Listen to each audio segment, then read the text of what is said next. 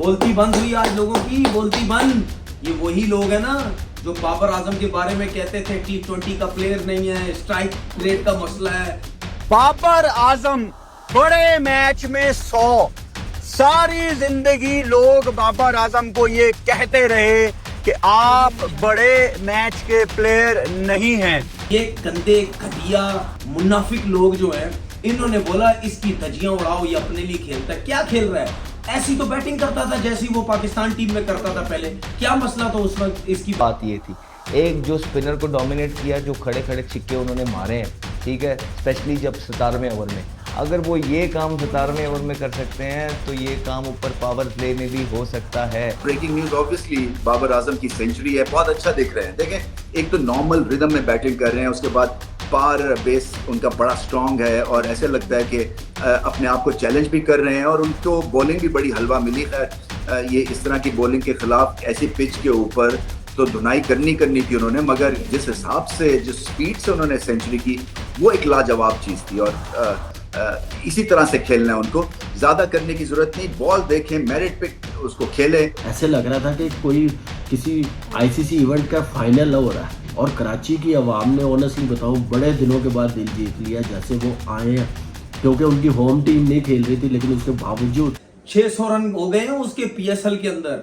और जो उसने पिछले 2-3 सीजन में 500-500 रन किए तो उसका भी इसने रिकॉर्ड तोड़ दिया है। मैंने हमेशा तुम सबों को बोला है, जितना जिस बंदे के पीछे पड़ोगे और गलत पड़ोगे, जितनी उसके साथ नाइंसाफी करोगे, अल्लाह ताला उतनी उसको इज्जत देगा। और ये वही बाबर है जिसकी टांगे खींची, बर्बादी फेर दी। और बड़ी बात है यार, बड़ी हिम्मत है उस बंदे के अंदर। मुझे लगता है उसकी जगह कोई और होता, वो पता नहीं तिया पांचा कर चुका होता लोगों का। जो गंदे घटिया नीच किस्म के लोग सोशल मीडिया में बैठ के उसके अगेंस्ट क्या क्या बोलते रहे हैं, उसकी तजियां, उसकी फैमिली के पीछे पता नहीं उसको क्या क्या ये लोग बनाते रहे। लेकिन वो जवान का बच्चा सिर्फ खेलता रहा, बैटिंग में करता रहा, कोशिश करता रहा। मुश्किल टाइम उसका चला, 2, 2.5, 3 साल उससे रन नहीं हुए। लेकिन आप 50 या 100 के पास जाके स्लो हो जाते हैं, सेल्फिश हो जाते हैं, लेकिन भाई साहब छक्का मार के बाबर आजम ने आज भी 100 लगाया। पीएसएल में बाबर आजम एक बीस्ट फॉर्म में आपको नजर आ रहे हैं। और ऑन द अदर साइड दूसरा कप्तान भी है शादाब खान, जो कि मार्क चैपमैन से ऊपर बैटिंग कर रहे हैं, हैदर अली से ऊपर बैटिंग कर रहे हैं, बॉलिंग में मार खा रहे हैं, लेकिन कुछ कर नहीं पाए। तो बड़े मैच के बड़े प्लेयर आज साबित हुए बाबर बैटिंग का। यही सारे बोलते रहे जी अपने लिए खेलता है, 14 ओवर खेलता है, 15 ओवर खेलता है, 16 ओवर खेलता है, अभी भी ऐसे ही खेल रहा है। लेकिन तुम सबों ने प्री प्लान तरीके से, जिसमें हमारे सिलेक्टर भी थे, सबों ने मिलके उसको उड़ाने की कोशिश की। नहीं जी अपनी ही खेलता है, मतलब, और उसके अराउंड प्लेयर्स लाने की बिल्कुल कोशिश नहीं की किसी ने। ये पेशावर जल्मी में है ना, उसके अराउंड प्लेयर्स है ना, नजर नहीं आता। कुसाल मेंडिस रन कर रहा है, नीचे से आके कभी इफ्तिखार कर देता है, समद कर देता है, ब्रेसवेल कर देता है, ठीक है। ये मिसिंग थी पाकिस्तान टीम के अंदर, ठीक है। तुम सबों ने बोला कि इसको निकालो, इसको निकालने से पूरी पाकिस्तान टीम ठीक हो जाएगी, इसको कप्तानी से हटाओ, पूरी पाकिस्तान टीम ठीक हो जाएगी। और आपको याद है जिस वक्त इसको आपने कप्तानी से हटाया तो उससे पहले मैं बोलता था इसके पीछे पड़ेंगे, और जब इसको कप्तानी से हटाया उसके बाद बेड़ा गर्क हो गया पूरी टीम का। फिर बाकी रही सी कसर जो है माइक हैसन ने आके खराब कर दी। क्या ये गिब्सन ये पागल है? इसको कोचिंग का नहीं पता, इसको प्लेयर का नहीं पता। क्या हुआ? उसने क्या किया आके? क्या कोई बैटरियां डाली हैं उसके अंदर? क्या किया उसने? क्या बहुत कोई कोचिंग कर दी उसने बाबर आजम को आके? उसने सिर्फ एक बात बोली, उसने उसको अपना पास याद दिलाया जो गुजर गया। उसने बोला भाई तुम जैसे खेलते थे मुझे वैसे ही चाहिए भाई, मुझे ये माइक हैसन वाली ये थकी हुई थर्ड क्लास किस्म की कोचिंग नहीं चाहिए। तुम अपने तरीके से खेलो जिस तरह तुम खेलते थे। और मैं हमेशा टीवी पे बैठ के यही कहता रहा, तुम्हें जिसने खिलाना है खिलाए, नहीं खिलाना ना खिलाए। बाबर आजम साहब आपने अपनी गेम खेलनी, आज आप अपनी गेम खेल रहे हो और आपकी इज्जत देखो कितनी बन रही है। अब हो ही नहीं सकता, उसने इतना बड़ा बंबू दिया है इन सबको, इतना बड़ा बंबू दिया है, हो ही नहीं सकता ये पाकिस्तान टीम में सिलेक्ट ना हो एज अ ओपनर। अगर ये पाकिस्तान टीम में एज अ ओपनर सिलेक्ट नहीं हुआ तो लोगों ने धज्जियां उड़ा देनी है सिलेक्टर्स की कि यार आप कैसे उसको बाहर कर रहे हैं। मैं पहले दिन से बोल रहा था ये ओपनर बनता है, आप ओपनर ये और साहबजादा फरहान, उसके बाद आपने जो जिसको भी लेके चलना आप लेके चले, बाकी टीम बनाए, बाकी टीम बनाने की कोशिश करें। उसने यहां पे बैटिंग करके बताया आपको, और थके हुए थर्ड क्लास घटिया किस्म के सोच के लोग बोलते हैं कि ये थकी हुई स्टैंडर्ड है, पीएसएल का स्टैंडर्ड ही कोई नहीं है। जब लास्ट बाबर आजम ने 100 की हो, यार शर्म आनी चाहिए तुम लोगों को। अपनी लीग को लो स्टैंडर्ड की लीग बोलते हो, सिर्फ किसकी वजह से?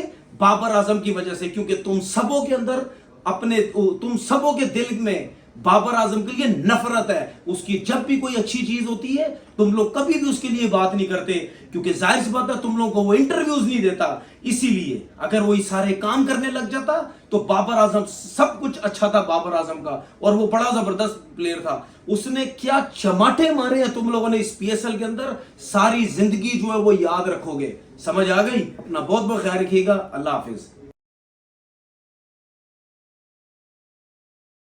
वर्सेस इस्लामाबाद यूनाइटेड एलिमिनेटेड 2, और फिर मुझे लगता है हैदराबाद इस्लामाबाद, ऐसा ही लग रहा है भाई साहब। इतना मजा आया है आज की गेम देखने का। सबसे बड़ी वजह पता क्या है? कि आप लोग मैदान में मौजूद थे। हमने पीएसएल के बोरिंग मैच काट लिए इतने ज्यादा, ना बंदा ना बंदे की जात। 500 रुपए में टिकटें लोगों को मिल रही थी सारे स्टैंड्स की। पीसीबी ने, पीएसएल ने ये सोचा कि 500 की टिकट है। इस चीज के लिए मैं उनको बहुत ज्यादा अप्रिशिएट करता हूं, लेकिन एट द सेम टाइम अपना टिकटिंग का निजाम बेहतर करें। ये टीसीएस वगैरह से जान छुड़ाएं। दुनिया में इतने अच्छे प्लेटफॉर्म आ गए हैं, लोग लाइनों में लगे हुए थे क्योंकि ई टिकट्स रात को मिल नहीं रही थी। लोगों को बताया गया कि 10 बजे टिकटें मिलेंगी, नहीं 11 बजे मिलेंगी, 2 बजे मिलेंगी। उसके बावजूद 80% स्टेडियम फुल था। और ये जो हमारे कराची के लोग थे ना, ये डिजर्व करते थे कि आज बाबर आजम इनके सामने एक ऐसी बारी लगाए कि ये याद रखें। आप देखो, अगर ये मैच पिंडी या लाहौर में होता ना तो शायद ये बात मैं ना कहता। We are talking about Karachi. Karachi के जो हालात हैं वो पाकिस्तान के बाकी दूसरे शहरों से बहुत ज्यादा खराब हैं। आप रोज का डिप्रेशन है ना, रोड खराब हैं, बारिश हो जाए तो पूरा शहर का निजाम धर्म भरम हो जाता है। कराची के लोगों के पास खुशियां नहीं है मनाने के लिए। इस चीज को आपने समझना है कि ये काफी आपको डिप्रेशन में डाल देता है ये ख्याल ही। एकदम पीएसएल के प्ले ऑफ में क्राउड अलाउ होगी है, क्वालिफायर कराची में है, लोग फौरन से टिकट खरीद के पहुंच गए हैं। कितना मजा आया होगा ना बाबर आजम का शो देख के, क्योंकि 90% ऑडियंस सिर्फ बाबर आजम की बैटिंग देखने जाती है। सो 90% ऑडियंस आज जो थी वो इसी उम्मीद में थी कि बस बाबर जल्दी आउट ना हो। और क्या बैटिंग की है बाबर आजम ने। देखो, बाबर का जो पहला 50 था ना वो 38 बॉलों पे था, लेकिन जो दूसरा 50 था अगला, वो सिर्फ 19 बॉलों पे था। एक्सेल रेट वहां पे किया जहां पे हक बनता था, जहां पे पेशावर ज़ल्मी को जरूरत थी। और जब आप इतनी अच्छी बल्लेबाजी करते हो, जब आप रन्स बोर्ड पे लगाते हो, तो आप कप्तानी में भी फिर बहुत अच्छे फैसले करते हो।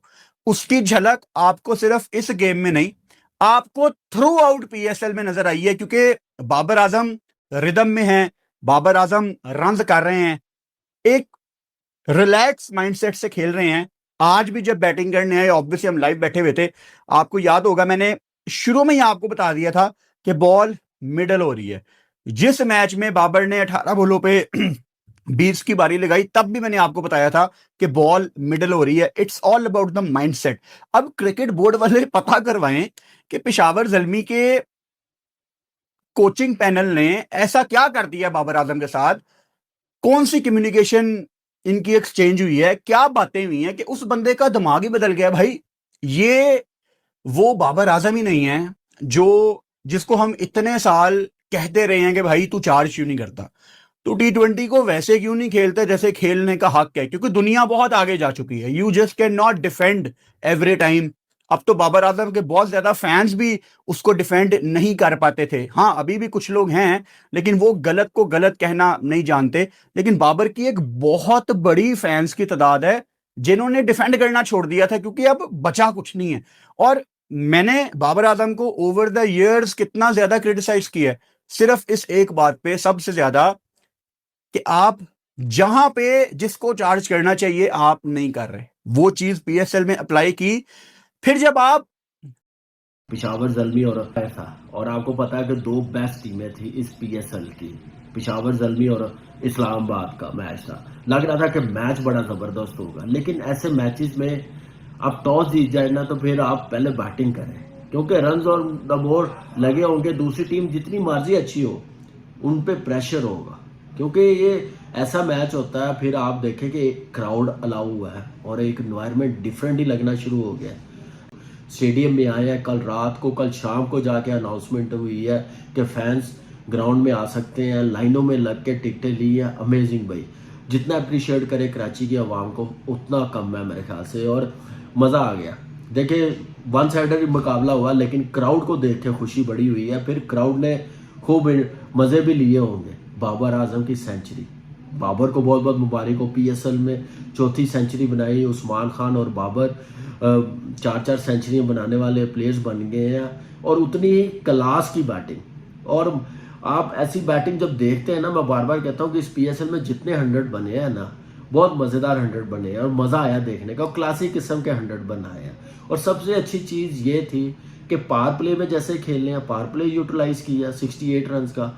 उसके बाद जो पावर प्ले के बाद हम अक्सर देखते होते थे कि ज़ल्मी की टीम थोड़ा मोमेंटम लूज कर देती थी, लेकिन आज वो मोमेंटम लूज नहीं होने दिया। हारिस ने दिखाया कि मेरा खेलना कितना ज़रूरी। 2 मैचेस किस बेस पे बाहर बिठाए मुझे समझ नहीं आई, क्योंकि उसके 30, 35, 40 रन भी ऐसे होते हैं कि अगली टीम को बिल्कुल बैक फुट पे रख देते हैं। और आप देखें कि उसने 35 रन कितने 16 बॉलों पे बनाए हैं, और बॉलरों को तो बिल्कुल ही बॉल गिरने नहीं दिया। तो उसके बाद बाबर ने क्या कमाल की बैटिंग, और 100 भी उसने, आप देखें कि सामने सीधा शॉट बड़ी हिट मार के छक्का मार के कंप्लीट किया, और कमाल का 100। और ऑनेस्टली बताऊं कि ये 100 जो समीर देख रहा होगा ग्राउंड में, या जो दूसरे बच्चे हैं ज़रूर देखें।